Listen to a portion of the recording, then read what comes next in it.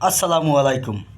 সম্প্রতি আমি সোশ্যাল সাইটে এবং গণমাধ্যমে কিছু পিকচার এবং কিছু ছবি দেখে নিজে নিজে একলা একলা ভাবছি, আসলে এই আল্লাহর এই দুনিয়ায়, এই পৃথিবীতে কোনো মানুষই কিন্তু অসুন্দর না। প্রত্যেকটা মানুষই সে তার নিজের কাছে সুপার হিরো। এবং আমরা মূলত কেউই কোনো রকম অসুন্দর না, আমরা মূলত গরিব। গরিব দেখে আমাদের সৌন্দর্যটা মানুষের কাছে প্রতিফলিত হয় না। কারণ আমি দেখলাম কেমন কেমন মানুষ আগে দেখতে একরকম ছিল যখন তাদের টাকা ছিল না, আজ যখন তাদের টাকা হয়েছে তারা দেখতে খুবই সুশ্রী। এর থেকে বোঝা যায় আসলে পৃথিবীতে কোনো মানুষই কিন্তু অসুন্দর না, প্রত্যেকটি মানুষই সুন্দর, কিন্তু মূলত তার সৌন্দর্য ফুটে ওঠে না, কেননা সে একজন গরিব। আমরা মূলত গরিব হওয়ার কারণে আমাদের সৌন্দর্যটা ফুটে ওঠে না। যখনই আমরা বড়লোক হতে শুরু করি তখনই আমাদের সৌন্দর্য এবং দাম্ভিকতা প্রকাশ পায়, তখন মানুষে এই সৌন্দর্যটাকে গ্রহণ করে। আর গরিব অবস্থায় আমি যতই সুপার হিরো হই না কেন আমার সৌন্দর্যটা কেউই গ্রহণ করে না।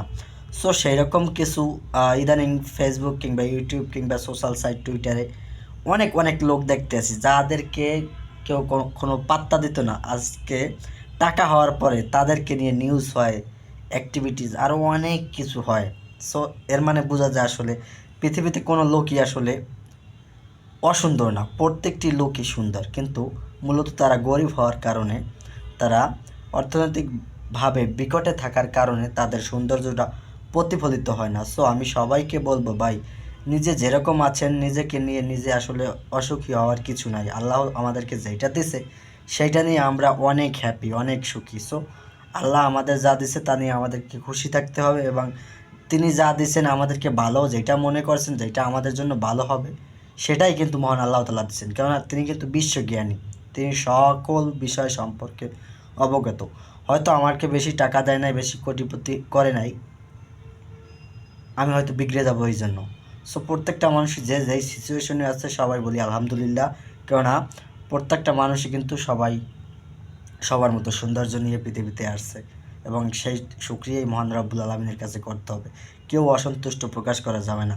আমাকে সবসময় লক্ষ্য রাখতে হবে, খেয়াল রাখতে হবে আমার চেয়েও তো নিচু পজিশনে অনেকে আছে, তাদেরকে দেখে আমাকে শিখতে হবে এবং মহান রব্বুল আলমিনের কাছে শুকরিয়া আদায় করতে হবে। আর নয় কোনো হতাশা, এখন থেকে যেটা পেয়েছেন সেটা নিয়ে খুশি হয়ে বলুন আলহামদুলিল্লাহ, এবং চিন্তা করুন যে আপনার নিচে যেই পজিশনে লোকটা আছে সেও তো নিজেকে নিয়ে অনেক হ্যাপি, তো আপনি কেন অসুখী থাকবেন? সকলকে ধন্যবাদ।